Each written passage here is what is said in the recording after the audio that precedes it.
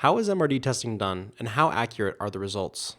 The way we do minimal residual disease testing today is by obtaining a bone marrow biopsy and send it to the lab for analysis, either by flow or by genetic sequencing.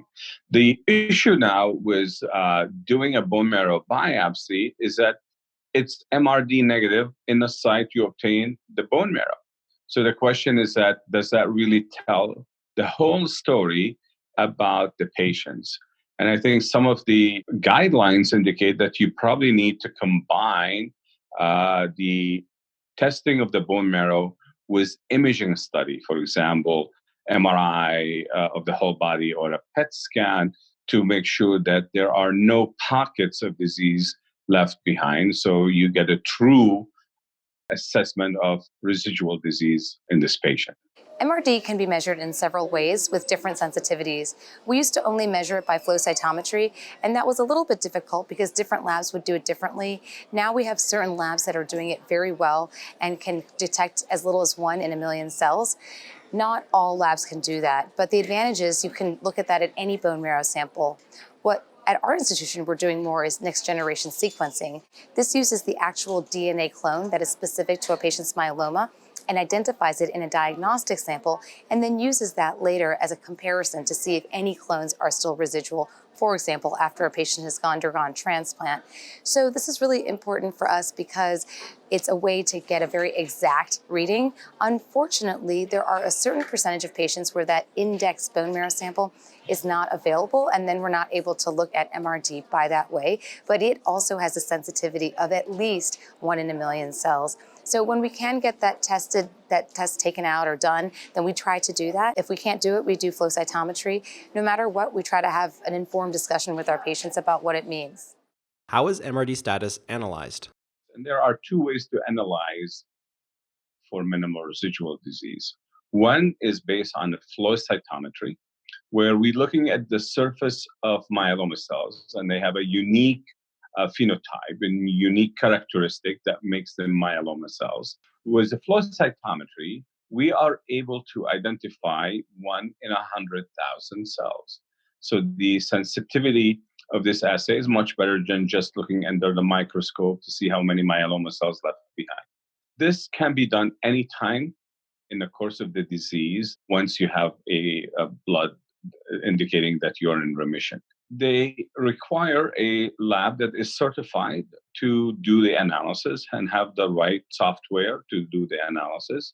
The other way to do a minimal residual disease assessment by what we call next generation sequencing, where we take the bone marrow and sequence the myeloma specific genetic information.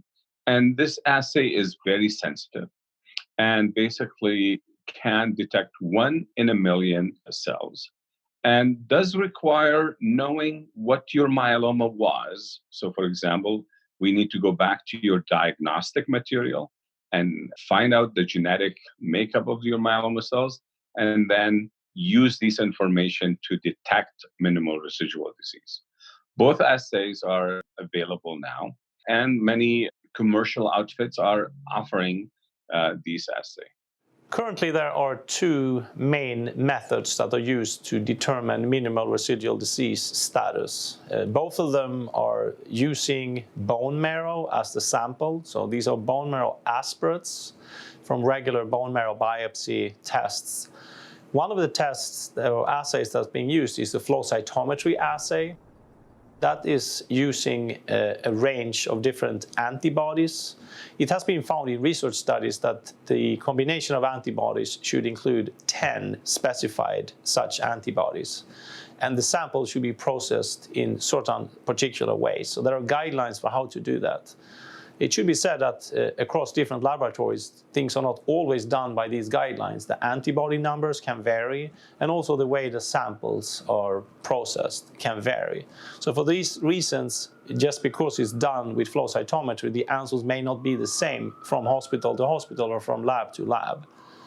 The other method is called next-generation sequencing. Next-generation sequencing actually stands for a broader terminology, because this is really a platform for analyzing DNA sequences. When it comes to MRD, next generation sequencing is applied to study something called the VDJ region, which is a part of the genome that the immune cells use to adapt themselves to different types of threats that the body is exposed to. And because multiple myeloma is an immune cell cancer, this very region is involved. And for reasons not understood, in a given patient, the signature from this VDJ region is very unique. And it seems to be unique across all the tumor cells, or most of the tumor cells. And if a patient is treated and all the cells go away and they later come back at the relapse, that sequence seems to be the same over and over again. Using this technology, it's possible to rule out one cancer cell in a million. With the flow cytometry I talked about before, many centers can only rule out one cell in 10,000. Some centers can do one in 100,000. And a very small number of centers claim that they are close to one cell in a million.